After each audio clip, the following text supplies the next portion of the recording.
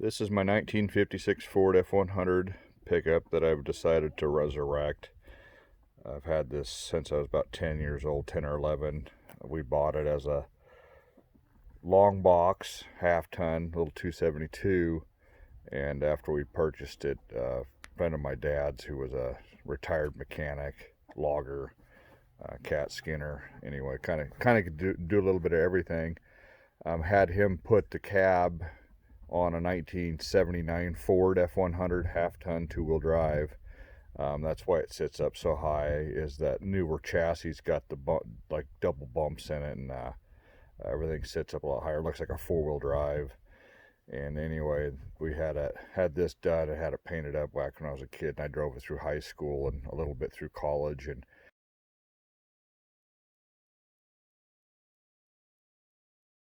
after that, it's pretty much sat. So it's been sitting for eons, and I'd always been wanting to restore it, or resurrect it, I guess.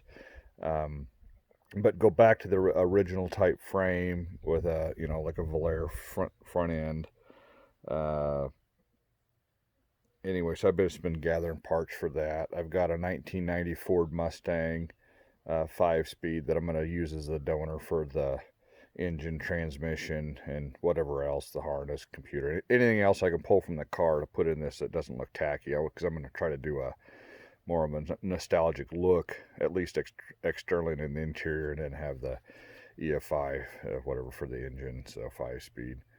So anyway, I've been collecting parts for that, and so this is just kind of a precursor to, I'm going to start digging this out of here. It's blocked in by oil barrels. I've got this other one here that I bought for parts, but it's really so complete that I think I'm going to leave it. My kids are getting older, so I think I'll leave it as is. And then if one of them wants to build a truck, then we'll use this one as a platform for that. It's got Dodge running gear, original frame, but it's got 8 3/4 rear end, and it looks like a Dodge Van's front axle. It actually might be okay to run as is. They did a pretty decent job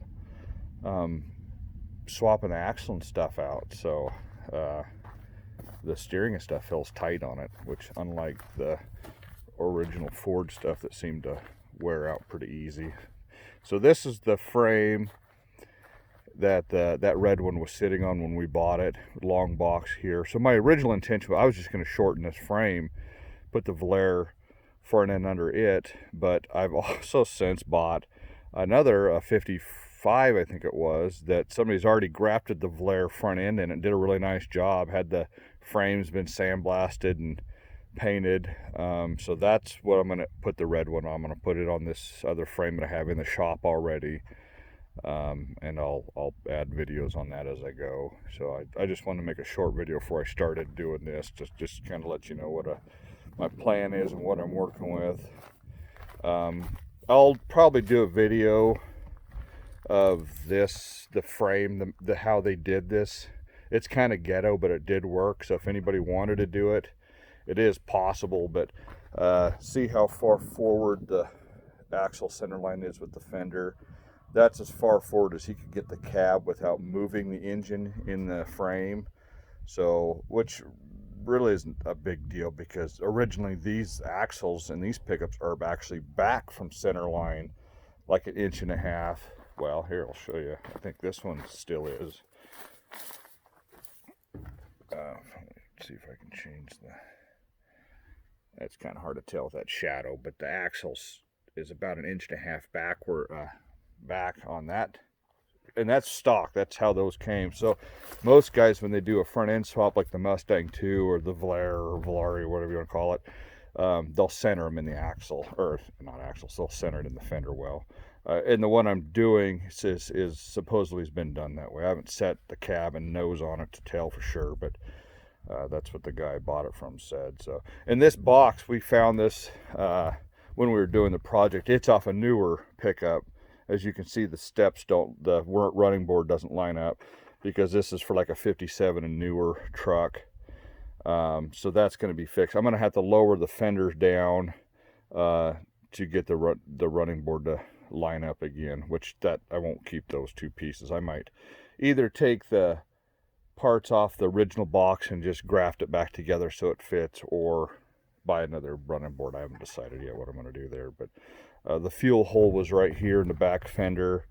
I kind of think I might keep that. I might, supposedly like a late 80s or late 90s Chevy van, has a side fill on it that will fit in between the frame, the original frame. So I might look at doing that and then running the filler out to this fender. I don't really like the fill it in the bed thing because I got something in the bed.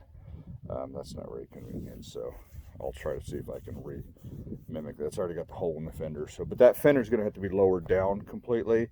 So I haven't decided exactly how I'm going to do that. I've seen guys run the running boards across and just not attach them to the bottom of the fender because the fender's too high. Excuse me, chickens. I've also thought about taking this long box and just shortening it as because it was the original box. I kind of, you know, would be kind of cool to keep it.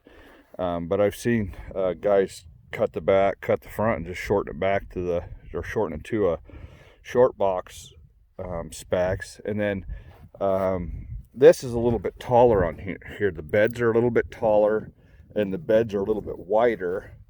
But I saw pictures of it shortening it. It's not really noticeable, but one advantage you do get is that you have more room for a tire on this bed because it's got mini tubs. I don't know if that's showing up very well. Let me try to get a picture from the inside, or you can just Google it. But we'll see here. Excuse all my chickens are kind of annoying. Yeah, so see, you can see the mini tub here. So these beds are wider, so because of that, they had to tub the inside from the factory for tire clearance. So again, so I don't know what that gets you, 1.5 inches wider, but you know, they actually sell fenders for these that are what, 3 inches wider, something that are fairly popular if you want to put bigger tires on the back. So I don't know if I'll do that. Here's those steps. So I could graft these back into the original, shorten the whole bed, and I don't know, it's really wouldn't take much work either. These are just square sides, or have to take the spot welds out of that stake pocket and move it. But again, I don't see that being a big deal. But I don't know, like I said, I've got this bed, I got that red bed which I could just lower the fenders on, so they're like this one. This fender's probably, I don't know, 1 inch lower on the side than that one's is. So I would just have to do that to match that, so that running board would attach at the bottom of the fender like they do from stock. So and this one's all still in decent shape though. I mean, it's probably got 40 layers of paint on it, so I don't know what I'm going to do there. Probably all kinds of gremlins. I think this fender here is fiberglass. I found a bench seat that I'm going to use. It's late 80s Chevy, real popular. They fit in here, but what's nice is the back of them is pretty thin but comfortable. But it gives you, these cabs aren't real big, so you can shove that seat back or wherever you want to put it, and they just fit really well in these trucks. And they have a flat mount, so it's easy to mount them in here as well. So I actually got a couple of these. I was grabbing them off Craigslist. One of them's got headrests, one of them's don't, so that way I haven't decided which one I want to use, but you can usually get them for, you know, 50 or 100 bucks out of a used rig. This has the steering wheel and steering column out of the 79, which doesn't, it looks weird. It's actually off to this side, and that was done because the steering boxes, that's where it lines up with. So it's, the steering box is a little bit wider on that frame than the original. So kind of ghetto looking, but it's, I mean, it's still in pretty decent shape. The headliner and stuff. Of course, a guy can buy all this stuff now, so I don't know what I'll keep or what I'll get rid of. Door panels are cheap. They're just cardboard. This is definitely going to get a latch kit.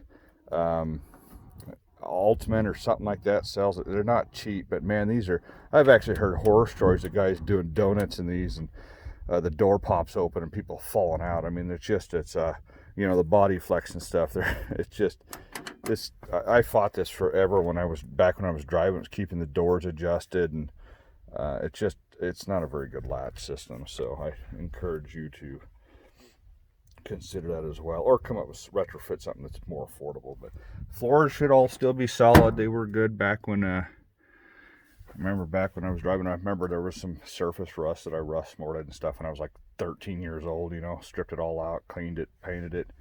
I never did paint the interior. This is all original paint. So we'll see how it cleans up. I might leave that for now, because I kind of like to, it was decent shape, so I'd like to kind of keep what I can. But we'll see. I might end up just sandblasting this whole cab, but I'm kind of afraid of what I'll find if I do that. Sometimes it's easier if I'm not going for a concours type restoration, just kind of clean it up, and I don't know. We'll see. It's been sitting here a long time. I'm actually looking at it now. I didn't realize how bad it was. So this, I don't know how salvageable this is going to be, and it still look decent. We'll see. And I'm not going to, like I said, I wouldn't even mind just doing a flat black paint job or something. I'm just going to drive this thing. I'm not a car show kind of guy. I just build it to enjoy and drive. I've been putting this off a long time. I've done lots of other projects since then. CJ7, caged and re-geared it, but the fact the engine that was in this little 302 is in my CJ7 now. I retrofitted it to that because the CJ7 runs a T5, so I just had to get a Mustang bell housing and build the motor. It actually wasn't that bad to throw this motor in there. So again, we'll be going with the Mustang fuel injected when I put it back together. But so yeah, so should be planning to post more videos as I go along for anybody that might be interested. Shouldn't be too exciting, but they've built 1 billion of these all over the internet, so mine's not going to be anything special, but might help somebody out there.